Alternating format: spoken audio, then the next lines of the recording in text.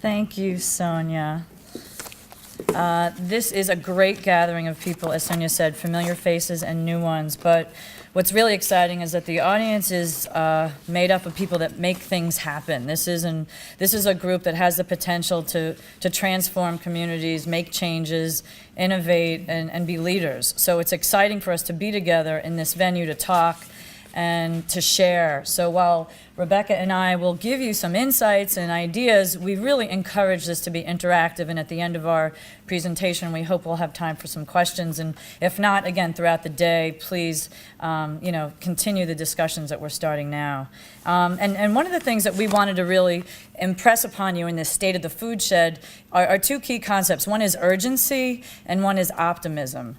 And the reason why we have urgency is because now is the time that we're dealing with some very serious issues and crises with our food system. That's one of the reasons why we're here today, is how do we do a ground-up fix to what we're seeing coming top down from a broken food system. And I wanted to run through some of the symptoms and some of the results and evidence that we see from a broken food system.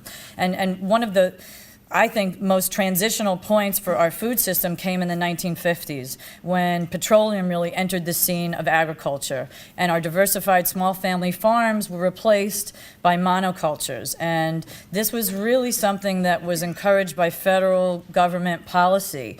And it focused on industrialization, it focused on concentration, and that really, again, replaced our unique family farm setting. And what that did was create unhealthy, cheap food. And that's when we hear about the $1.99 Happy Meal not really being just $1.99. If you think about the externalities, the other costs associated with unhealthy food, that's not included in a $1.99 Happy Meal. So it's not so happy, and it's not so cheap. The other thing that this unintentional consequence of our progress led to, that these federal subsidies supported, was the vulnerability of these farms, these single crop declines, these market collapses.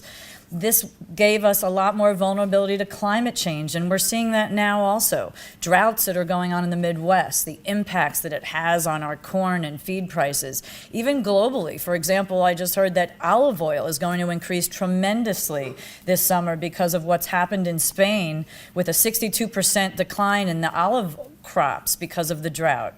So we'll see these types of things going on because of the monocultures that our government programs have sort of intensified and encouraged.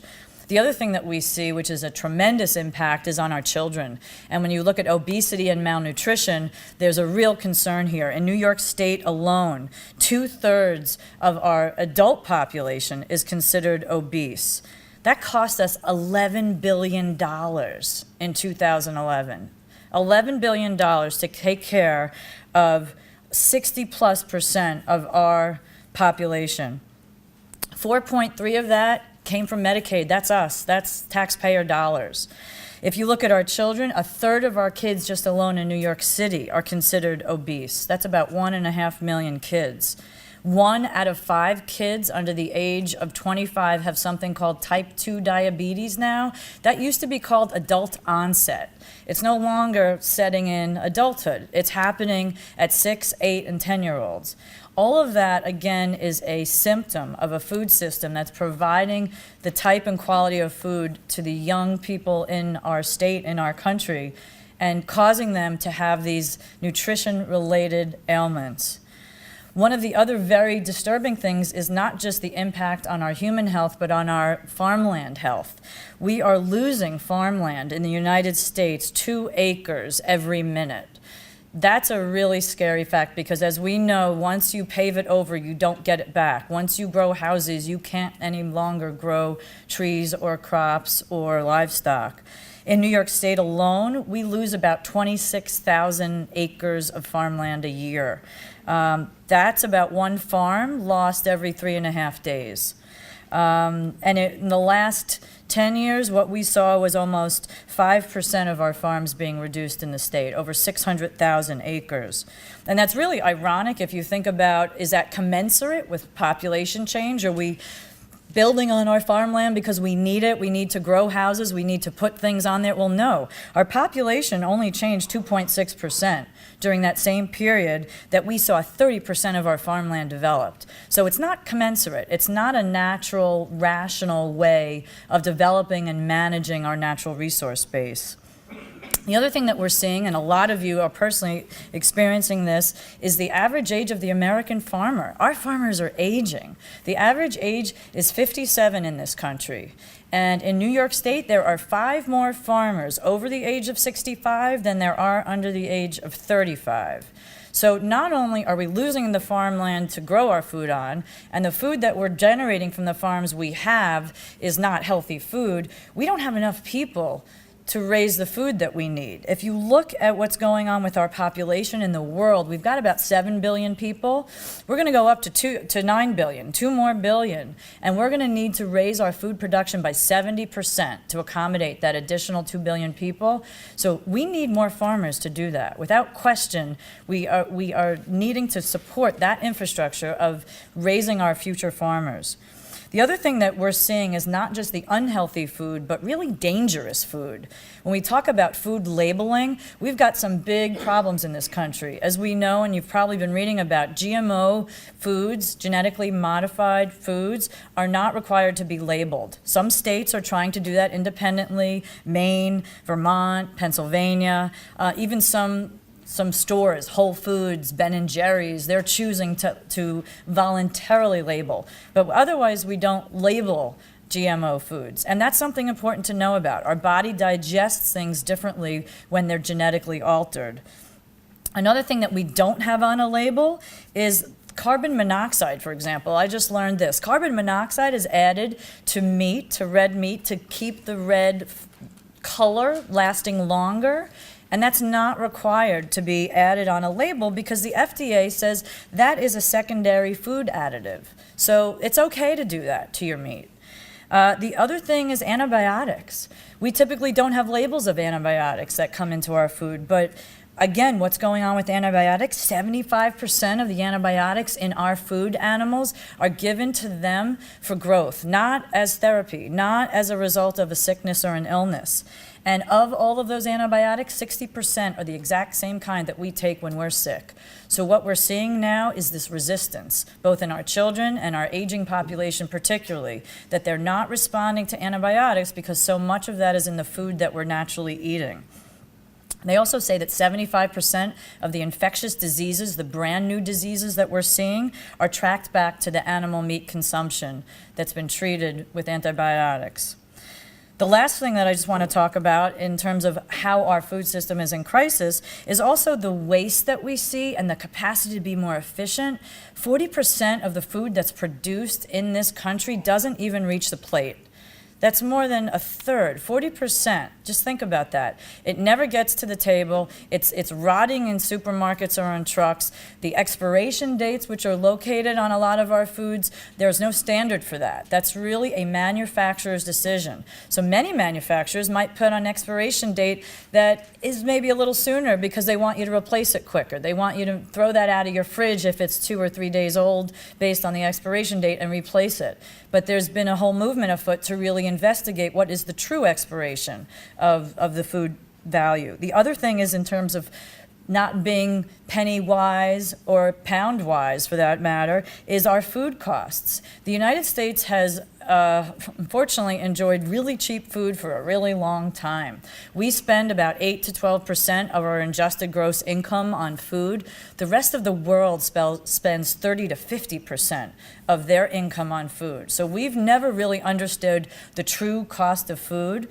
So one of the things that we'd like to focus on today is how do we create a greater respect, a better understanding, and better efficiency in our food system. And a lot of that comes through localization. It's a social movement. It's something that really requires that we bring together stakeholders at all levels, from production to purchasing, and start to think about how we reinvigorate a local food system. So, having started there. So the growth of the local food movement is, of course, in response to the destruction of the current global food system, which, as we know, is in crisis here. And what is taking place in the local food movement is inspiring. Urban dwellers are tilling vacant lots, they're laying irrigation pipes, they're bringing in topsoil, they're saving and swapping seeds. Neighbors are encouraging each other to exercise and eat better. There's Michelle Obama, of course. Farmers are aggregating produce to increase efficiency and distribution mechanisms. Immigrant farmers are increasingly at the table, which is also very key. They're adapting seasoned skills and intensely effective work habits to farming in a new environment and accessing new communities with appropriate food. Urban young adults are starting farms on rooftops, increasingly often relocating either part-time or full-time into a rural environment. Year-round greenhouses are slowly moving off the grid, getting away from the fossil fuels. Urban, suburban, and rural groups are launching exciting new local food efforts in our region and in New York State and nationally. Farm and food businesses are realizing that they have to work more directly with each other in order to get the high-quality product to their tables or to their shelves and get the cost benefits back to the farmers. Social investment opportunities are increasing for rural and farming endeavors and opportunities. Farmers are increasingly using sustainable production techniques. Grass-fed and rotational livestock operations are improving our understanding of how we can utilize the natural resources most available to us, the pasture, the grass, in our region specifically. And critically, to acknowledge, particularly for this group, the demand for local food in New York City is entirely unmet.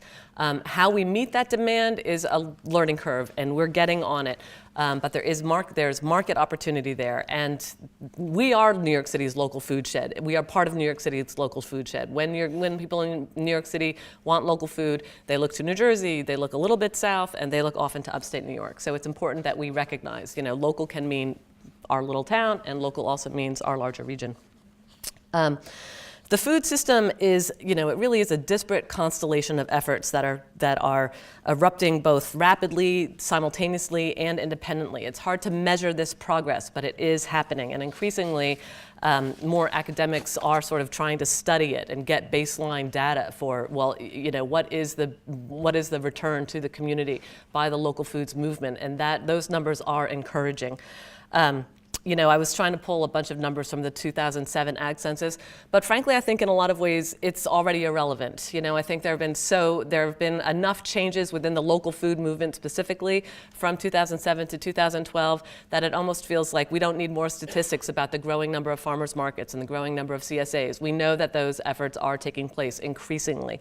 But that said, in the last 2 decades, obviously there was this huge push to bring the producer directly in touch with the consumer. So the farmers markets and the CSAs was the best mechanism to do that, and a lot of huge success has been garnered by that effort. In some upstate rural communities, the farmers markets are saturated and they're not well utilized. And so now people are having to sort of adjust to new paradigms, and that is where the food hub has enormous potential for our upstate producers, linking them to consumers. And obviously that's going to be the focus of the next topic, so we won't go into that. But the farmers market moment is also changing.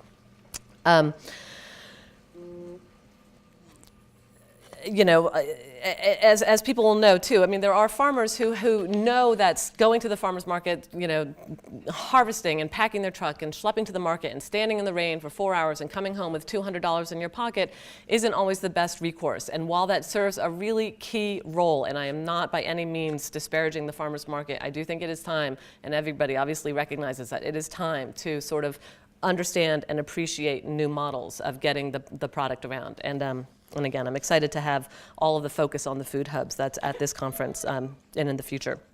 So increasingly, we see that something powerful is taking place, and it is shifting our food system as we know it. And it is clear that what is happening is that the local food movement is capturing a resistance to the destructive global food system.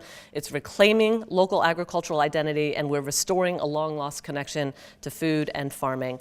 And there are some key components that a local food movement that are critical to a local food movement, and they are trust. We trust that local food from small and mid-sized farms is produced with more consideration towards sustainability. We trust that the reduction in transportation from field to plate matters in a big picture way. We trust that local food provides more opportunity for rural economic recovery and viability. And we trust that when people in restaurants see Mountain Dell Farm salad and Stony Creek Farm beef and Harpersfield cheese, we trust that they're getting a higher quality product than if the food were imported from across the globe. And there are, in fact, academic studies that support the qualities that make food and farm businesses particularly successful in this emerging movement. And trust and loyalty is the #1 factor between farmers and consumers. So the question to us, of course, is how do we grow the movement while maintaining that trust?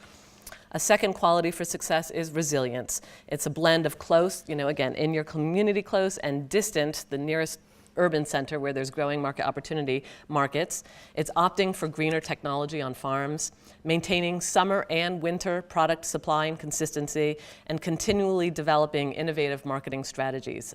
And they're all healthy ingredients to resilience. And then finally, recycling is another key success in farm and food business growth.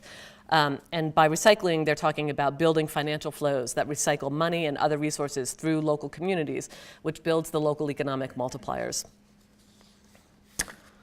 Go local food movement. Yeah, no, and we're seeing signs of this stimulation in so many ways. And one of the things to start with any effort, with any project, is what are your natural assets? What do you have to work with? What are the key components? So start and look at New York State. We're an agricultural state.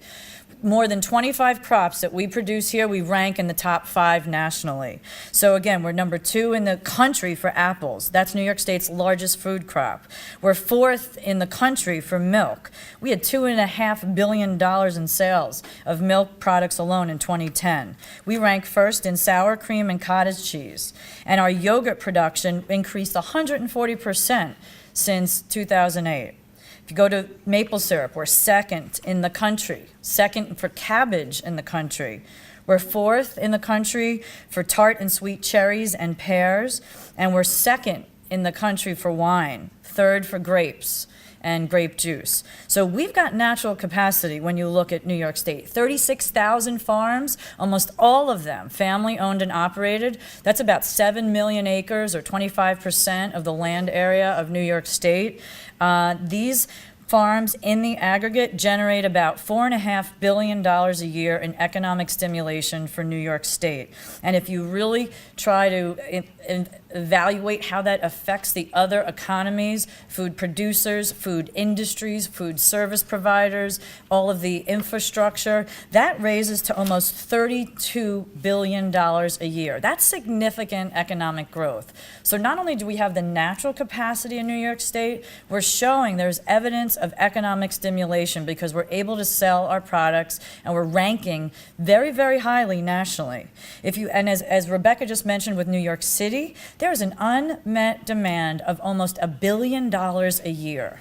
And in 2005, a report was done and it came out to like $866 million. Well, again, that was a long while ago, and the food movement has jumped huge steps ahead in that time frame. So we can very reasonably say we've probably got over $1 billion of unmet local demand 2 hours away from us. There's 20 million people in the New York City metropolitan area, about 10 million in the city, then you've got those around the area. These are people that are interested, willing, and able to find and procure local food. So we've got a market there. We've got that set up. Then if you also look at the Catskill region in particular, not only are we that proximate to New York City, we've got one of the most important components of food production in the world, and it's called water. We've got the largest unfiltered public water supply system in the world here. New York City residents get their water from here. Some other folks in Westchester get it as well. There's no other place in the world that has an unfiltered public water supply system like we have. There are water stresses occurring all around the country. We hear about it more and more every day. Climate change is not an if, it's a when. And it's something that we don't have to focus on now as to the negative. It's sort of, now we've got it. And I don't ever want to hear you don't realize what you got till it's gone, because we're never going to do that here. We're going to appreciate and understand and respect the natural resource base. Fresh water on this planet is 2.5% of all the water on this planet. Okay, so 97.5% of the water on this earth is salt water. We can't use to grow our food, to brush our teeth, to clean our cars, to water our gardens, none of that. So 2.5% is fresh. Of the fresh water, a third of it is accessible, which means 2/3 is locked up in ice flows or other unaccessible water resources. So we've got a third of 2.5% of fresh water to deal with on the planet. And we, in the Catskills, have fresh, clean water. There's nothing more abundant or important when it comes to food. So what we've got to understand is how valuable that asset is, how unique we are from a lot of the other places in New York State that do local food, and identify that as a really wonderful asset and protect it. And yet, the challenge remains, you know, given that we have these great natural resources, given that we have these great market opportunities, why is it so difficult for a small-scale, sustainable producer to make a living or be economically viable? I wish I had an answer. You know, does anyone have an answer? You know, and you know, so that's obviously a huge question. And how do we continue to increase and improve that viability to the producers so that more people are inspired to come and utilize the resources and grow food and access the markets and support their families? And another challenge remains, which is, you know, accessing the New York City growing demand for the local food is terrific, and it's an opportunity, and people should go for it. But how do we also improve the access to the limited resource households in our own communities? So let's just look at Delaware County as a snapshot. Delaware County, in 2009, had a poverty rate of 15% compared to 14% in New York State. 31.5% of preschool children ages 0 through 4 in Delaware County live in poverty, and that's compared to a statewide number of 21%. The change in the poverty rate from 2000 to 2009 in Delaware County was plus 2.3%. In New York State, it was just plus 1%. The 2012 participation in free and reduced lunch programs in Delaware County is 53%. In New York State, it's 35%. So in 2011, the SNAP participation, which is the new food stamp model, was over 6,000 people. And that doesn't capture a lot of the people who qualify for those SNAP benefits that don't go because it is such an inhumane system on so many levels that a lot of people just say, screw it, it's not even worth the humiliation to go through it. So that said, these are hard times for many, many families in Delaware County. And of course, when you go to Walmart, as I did yesterday when I'm trying to do this comparative analysis, you can buy, for the amount of money that you can buy 2 pounds of organic baby spinach, you can buy 13 Hungry Man dinners, frozen dinners. So it's a no-brainer. You know, it's a no-brainer when you're a family trying to feed children and you don't have a lot of money where you're going to spend your food. So how do we change that paradigm? I mean, it is devastating. It is devastating that that's the case. It is devastating that those are the choices that people make. It is devastating that people have lost and continue to lose the art and skill of cooking, the capacity to feed a family with whole foods, real foods that do break down more cheaply. If you buy, you know, if you grow some food or you buy a chicken and the potatoes, all of these studies have been done. I'm sure all of you have read them. You can actually take a roast chicken, roast it, make the soup, make the sandwiches, have the whole thing last for a damn week, and you do in the long run end up saving money than the Hungry Man dinners, obviously, and of course, and we know this. But how do we change the thinking? How do we change the paradigm? How do we compete with the campaigning of McDonald's? And that's a tall order, but it's a battle we have to fight.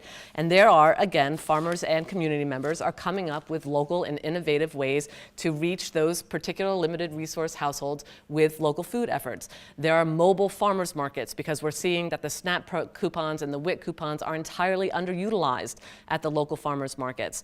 There was sort of a redemption rate of less than 70% in Delaware County. So how do we bring the food more to the people that need it and can redeem some of those coupons and federal subsidization programs in order to purchase it? Mobile farmers markets are one method of doing it. Getting the farm to school programs more robust, bringing the local food into the cafeterias where many, over 50%, get free and reduced breakfasts and lunches. So increasing the farm to school capacity. There are a lot of innovative ways and people are chipping away at that big block. And you know, the thing is that, you know, when we try to figure out how do we chip away at that block and what is the block, you look at a stakeholder analysis. Who's involved from production all the way through consumption. So you need to think of the types of infrastructure that are needed for agriculture. It's a business like everything else. It's an industry. And when you look at an industry, you have to provide access to newcomers, which means make sure that the newcomers involved there get land and can afford land and have the infrastructure and the mentoring and the background. And you have to have a consistent market, meaning that you have a capacity to sell what you make for a fair price. So understanding what an industry requires, we've looked at all of the ways to chip into this system. So one is importantly aggregation, and we'll hear today from folks talking about food hubs, talking about a report that's coming out that's really, I think, going to be just amazingly transformative for the entire New York State area, but particularly this region, because we can locate food hub areas very close to our production sites that create efficiencies in transportation that we just don't currently have. It also gives our farmers and those that are producing more time to do what they want to do and what they should be doing, and less time on the road and behind a table. So it makes a lot of sense. One of the big things also about aggregation is distribution into New York City. If you look at the Hunts Point market, Hunts Point is in the Bronx, in the South Bronx in New York City. So it serves about 22 million people. In terms of the food that goes through there, gets eaten by 22 million people. That's about 7% of the United States population. 4% of that food is from New York State. Only 4%. And it's the largest wholesale produce market in the country. So what's the problem there? Because New York State, which I just said before, we're an agricultural state. We rank in so many crops, the top 25. Why is our food not more readily available at a wholesale level? So we're not just talking about CSAs. We're not just talking about farmers markets or this wonderful consumer direct connection with farmers and the folks that are actually eating the food. But institutional purchasers. What about hospitals and schools? What about New York City schools? Does anyone realize that New York City schools are the second largest food purchaser in the country, second only to the United States Department of Defense? New York City schools and 1,200 schools serve about 900,000 meals a day. If a small percentage of that was committed to buying local, every apple, every glass of milk, every chicken came from a New York State farm, how we could transform financially the face of agriculture just by one purchaser. So we need to think about how do we access these more innovative directions of getting our food from our fields onto the tables. It also involves education. So we've got a lot going on when we talk about education. We've got programs in our schools where children are learning more about growing gardens. We've got folks in this audience that are working to train future farmers. We've got folks in this audience also that are out doing incredible work at schools, teaching kids there that food is a connective element for them. It's not something that they just purchase at a store that's under some plastic wrap. It's something they could be proud of, that has a smell to it, that they get a sense of pride. The other thing that we need to really think about is we have a capacity to raise money and be more efficient in our land use. And that's something interesting that I found when looking at the stats from just Sullivan County alone. Even though we lost 11,000 acres of farmland over the last 12 years, we increased our economic impact from agriculture by $85 million. So it's interesting, and that requires, I think, a deeper dive to kind of analyze why and how, but it does say that there is efficiencies, and there are ways to better use what we have to be more economical. And the key, again, is about a stakeholder evaluation. All of these components have people that participate in the food system, and every single one of them, especially the farmer, needs to be receiving a return that is fair. And that's one of the goals that we're going to talk about later today in a lot of the breakout sessions, is how do we create fair pricing for everybody involved. Highlight a couple very local efforts that are taking place that are really exciting, really innovative. Milk Not Jails. Is Lauren Melodia here? By the way, I know she was trying to be here. Anyway, Milk Not Jails is this really great dairy marketing and distribution cooperative in New York City that has a political agenda of revitalizing the upstate economy that clings so tightly to the prison system as a way of keeping jobs in the communities, and instead replacing that with reinvigorating the dairy industry. And they have dairy CSAs in New York City, they sell into institutions in New York City, and they are very eager and needing to work with more dairy farmers that can get their product to them, to the consumer. And again, these dairy CSAs in New York City, there is unmet demand. People want real milk from real farms, and they're obviously not dealing with the raw milk because that's a whole federal issue, but even, you know, going through a processing capacity, coming into the house, not going just to who knows where all of our milk goes to from here. Lucky Dog Local Food Hub is a new initiative that is happening at Lucky Dog Farm. Lucky Dog has a truck, a refrigerated truck that goes to New York City every week, and it has capacity to take at least 6 more pallets of produce on it a week. So it's one of those from the bottom up. If you want your product in the city and you want to get it to Lucky Dog on the day that they're heading to the city, it is there, it is happening. Let's utilize the systems that are already in place to get the product to the consumer. The National Young Farmers Coalition, which is just a coalition that I really love. It's a very vibrant group, a farmer-led national network of young and sustainable farmers, and they organize and they host meetings, and they have parties at conferences around the country, and they're doing innovative things, and they use technology and develop apps, and they're amazing, and they do farm hack work, which is like sharing and technological innovations, so they're very exciting. In Bloomville, very recently, Rural Eats, which is a small, a group of people, consumers and farmers that are coming together that are just tussling with the same question. How do we increase and improve the access to local food by our local communities? What does it mean to make the next step into market opportunities? Again, just spontaneous efforts of community food groups cropping up.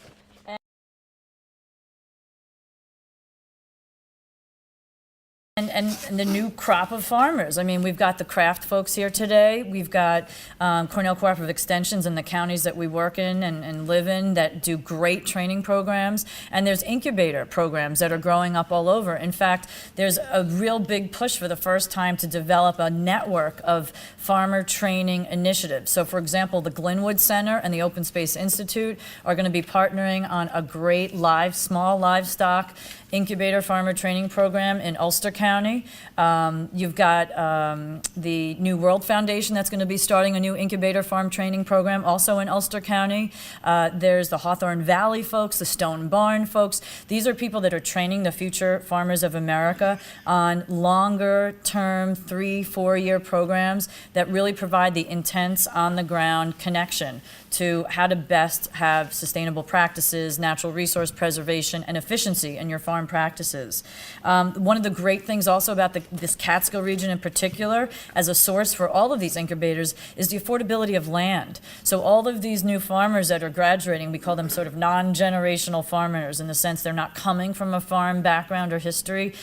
They can come to the Catskills and they could buy land here. It's more affordable than most places in the New York State area with such proximity to New York City and other major markets. So we've got a great opportunity to make our land more affordable, which is exactly what the Catskill Farm Link is doing. We're connecting landowners who have land to rent. We're connecting landowners who have land to sell. And we're putting together people through our Catskill Farm Link how to best take advantage of our natural resource base and use it wisely.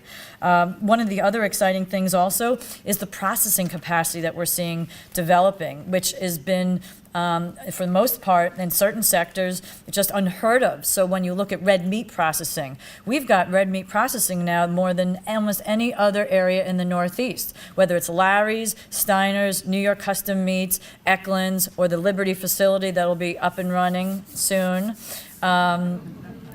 We have capacity, and that's going to draw other communities to us for that capacity. Then let's look at our heritage for processing barley and hops and grains that we had at the turn of the last century. We were the leader in the country for hops and grain and wheat. And there's an exciting opportunity to get back into that, and we see that with our distilleries here today, Dancing Cat, other breweries that are starting, Catskill Brewery, the Roscoe Brewery, Calicoon Brewery, you've got Bootlegger Distillery, Walton Distillery.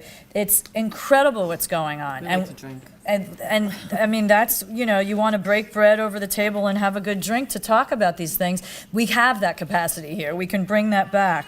The other thing that's exciting is also the dairy world that we have. We have so many folks here in the audience that are doing wonderful value-added products, and that's a great opportunity. Value-added is one of the best ways to get our farmers a better return on their efforts. And if we can add to the processing on all of these components of dairy, of vegetable, of other grains, we have a real opportunity to shift the economic system here, not just the agricultural system, but the economic system. So, and the good news is that because increasingly more people are entering farming, admittedly, albeit on a smaller scale, and maybe starting with less than 5 acres, but slowly scaling up, there have been increasing studies that have analyzed, well, what makes beginning farming successful? So as most of you know, there are some very clear traits that makes beginning farmers successful, as has been approved and studied by the academics, including, the social context, your appropriate personal characteristics, your suitable business characteristics, and luck. So just to break that down very briefly, social context is key, and it includes access to land, access to capital, access to equipment, suppliers that are conveniently located in your community, practical availability of markets, willing buyers, high price point to the farmers, low transaction costs, supportive family members, and significant others who not only value farming, but importantly contribute to labor when that needs to happen. Appropriate personal characteristics, which is, are you somebody that can work long hours, work hard hours, be persistent and persevere, develop appropriate managerial knowledge and technical skills. Do you have flexibility and motivation? Do you learn from a wide variety of information? It seems like these are very basic things, but these are really traits that help beginning farmers stay successful. Suitable business characteristics. Do you have adequate resources? Do you have a sound, rational farm vision and farm plan? Excuse me. Do you have a solid business strategy, a long-term and short-term business strategy? Do you have a good match among your production scale and the technologies and available labor to you? And then the least controllable element is luck. Success in farming is more likely to occur if the farmer is lucky. And unfortunately, we're not talking about Lucky Dog Farm with the recent flooding, but it's obviously an unpredictable component, but it can clearly wipe a farmer out or encourage their good sustained market growth. And once you've made that decision, and once we can aggregate these farmers, whether they're transitioning, they're existing, or they're new, it's remembering that we're all part of an entire food system. And there's just some key things to remember. There's no silver bullet. There's no one way to fix the system, but there's a lot of things to think about. That, one, we have to be really intentional. That to be competitive, we have to be intentional. We have to look at our assets. We have to look at this in a very clear economic sense, because you know what? It's really much cheaper on the long haul to give our people in this world, in our country, in our state, in our communities, healthy food than to give them insulin, on the other hand. It's a much better way of living. It's a much easier way of living. If you also look at the cost of community services economically, a local food system makes sense. Cows and corn don't go to school. So when you think about what a farm adds to a tax infrastructure, for every dollar that a farmer pays into a tax system, he or she takes out 27 cents from community services. If you're a homeowner and you're paying $1, that community is going to give you $1.29 worth of services. So it's a tax benefit for communities to have farms in them.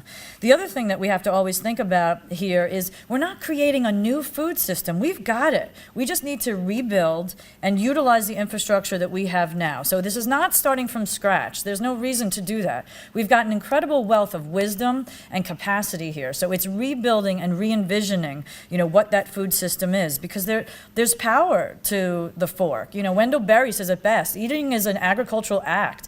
So we all participate in agriculture by simply sitting down at a table or standing at the counter or eating in your car, however you might do it. We're participating in agriculture, and that means that we're all involved. And if there is involvement at that level of everybody, we have to come up with a strategy that brings everybody in. And that's a movement. That's transformational. That's revolutionary. And it's something that's so broad and expansive, but it comes back to a really simple basic, that local means place. Local is here, local is where we live, local is where we walk and see things every day. And it means that we can grow things here with what we've got. We don't need inputs from out there. What can we do here is local. It's not fixed. It's going to shift with nature. It's going to shift with what we can do with our soils and weather and wind. It's going to be directed by us as individuals. It's bottom up. It's always a bottom up approach when it's local. And it allows us a great opportunity to innovate, to take risk, to really learn from one another, and also be inspired by one another. So being local gives us so much of an advantage, and it's exciting that we're all here today to talk about this, because this is the type of opportunity that allows us to move ahead. It really does. The ideas that we germinate here, that we talk about here, can be implemented on the ground, because local is very simple. It's where we are and who we are. So let's remember, as we're going through our day, that we're talking about food, and it can get pretty abstract in our line of work. And we use words like economic viability, market opportunity, environmental sustainability, enhanced productivity, seasonal extensionality, consumer accessibility, farm traceability, regulatory accountability, resourcefulness, agility, climate change inevitability, grant-seeking inanity, for those of us in the nonprofit world. And entrepreneurial ingenuity, fresh product perishability, shelf life stability, wake up at 4 a.m. ability, be a farmer and still have a good relationship capacity, and so on and so forth. But really, we're talking about food. We're talking about how we feed ourselves and our families. We're talking about how we start traditions around the table, how we forge peace and reconciliation over favorite meals. And it is not easy. The destruction of the current global food system and the development of our alternative local sustainable food system is indeed a long road to hoe. But with efforts such as this conference that Sonia has put together, and the emerging trends and projects we've highlighted here, which are just a fraction of what's happening, we are slowly restoring our broken system. And one day we will be a healthier region as a result. And the state of the Foodshed is strong.